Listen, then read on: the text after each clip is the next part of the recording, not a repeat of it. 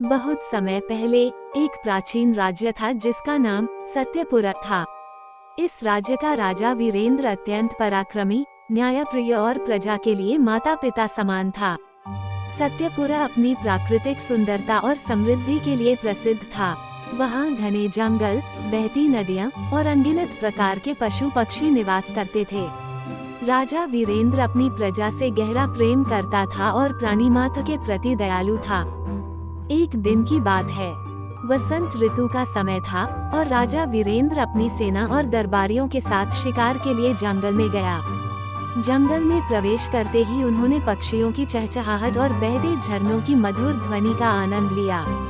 राजा को शिकार का अनुभव था, लेकिन उन्होंने हमेशा ये सुनिश्चित किया कि उनकी शिकार की गतिविधियां प्रकृति को नुकसान न पहुंचाएं। शिकार करते हुए राजा ने एक खूबसूरत सफेद कबूतर को देखा।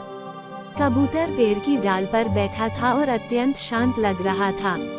जैसे ही राजा ने धनुष उठाकर तीर चलाने का प्रयास किया, कबूतर अचानक उड़ा और उनकी ओर तेजी से आया। वो उनके पास आकर बैठ गया, जैसे वो कुछ कहना चाहता हो। राजा वीरेंद्र ने आश्चर्य से कबूतर की ओर देखा। कबूतर ने बोलना शुरू किया, हे महाबली राजा, मैं आपकी शरण में आया हूँ। मेरी रक्षा करें, क्योंकि मुझ पर संकट है। राजा को कबूतर की बात सुनकर हैरानी हुई। उन्होंने पूछा, तुम कौन हो और तुम पर कौन सा संकट है? कबूतर ने कहा, मैं एक साधारण पक्षी हूँ। मुझ पर एक बाज ने हमला किया है और वह मुझे मारने के लिए मेरे पीछे पड़ा हुआ है। मैं आपकी दया का पात्र हूँ, कृपया मुझे बचाएं। राजा ने तुरंत सहमति दी, डरो मत, तुम मेरी शरण में हो, मैं तुम्हारी रक्षा करूंगा। तभी एक बड़ा और शक्तिशाली बाज वहां आ पहुंचा। उसने गुस्से और लालच भरी आंखों से कबूतर की ओर देखा और राजा से बोला, हे राजा वीरेंद्र, आप न्यायप्रिय हैं और धर्म का पालन करते हैं। ये कबूतर मेरा आहार है, आप इसे बचाकर मेरे अधिकार का हनन कर रहे हैं। राजा ने शांत स्वर में उत्तर दिया, ये कबूतर मेरी शरण में आया है। एक राजा का धर्म है कि वो अपनी शरण में आए हुए हर प्राणी की रक्षा करे।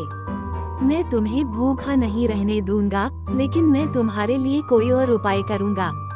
बाज ने क्रोधित होकर कहा, राजा, अगर आप धर्म का पालन करना चाहते हैं, तो मुझे कबूतर के बराबर मांस दें, तभी यह न्याय होगा। राजा वीरेंद्र ने बाज की बात सुनी और सहमति में सिर हिलाया। उन्होंने अपने दरबारियों को आदेश दिया कि तराजू लाएं। तराजू लाया गया और एक पलड़े पर कबूतर को रखा गया।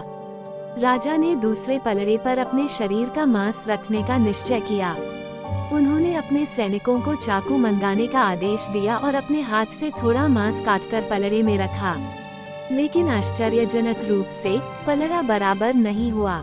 राजा ने फिर से अधिक मांस काटा, लेकिन कबूतर का पलड़ा अभी भी भारी था। धीरे धीरे राजा ने अपने शरीर का अधिकतर मांस काटकर तराजू में रख दिया, लेकिन वह संतुलन नहीं बना। आखिरकार राजा ने कहा, यदि मेरे शरीर का सारा मांस भी कबूतर के बराबर नहीं है, तो मैं खुद को इस तराजू पर चढ़ा दूंगा। प्राणी मात्र की रक्षा के लिए अपना जीवन देना भी एक राजा का धर्म है। राजा वीरेंद्र ने तराजू पर चढ़ने का निर्णय लिया। जैसे ही उन्होंने तराजू पर कदम रखा, जंगल में एक दिव्य प्रकाश फैल गया।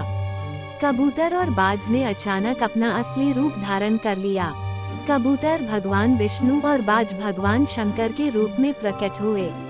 दोनों देवताओं ने राजा को प्रणाम किया और कहा, राजन, ये हमारी परीक्षा थी। आपने दया, करुणा और न्याय का अद्भुत उदाहरण प्रस्तुत किया है। आप जैसे राजा के कारण ही यह संसार संतुलित है। आपकी यह भक्ति और त्याग अनंत काल तक याद रखे जाएंगे। राजा ने विनम्रता से कहा, हे प्रभु, मैंने केवल अपने धर्म का पालन किया। प्राणी मात्र की रक्षा मेरा कर्तव्य है। देवताओं ने राजा को आशीर्वाद दिया और उनके शरीर को पुनः स्वस्थ और पूर्ण कर दिया।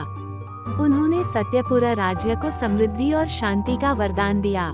इसके बाद राजा वीरेंद्र अपने राज्य लौट आए और अपने जीवन में हमेशा करुणा और न्याय का पालन करते रहे। उनकी यह कहानी हर जगह प्रचलित हुई और सत्यपुरा राज्य को एक आदर्श राज्य के रूप में जाना जाने लगा। ये कहानी हमें सिखाती है कि सच्चा धर्म केवल पूजा पाठ तक सीमित नहीं है, बल्कि दूसरों की सहायता करना, करुणा दिखाना और न्याय का पालन करना ही सबसे बड़ा धर्म है। राजा वीरेंद्र की तरह हमें भी हर परिस्थिति में अपने नैतिक मूल्यों का पालन करना चाहिए और दूसरों की मदद करने के लिए तत्पर रहना चाहिए।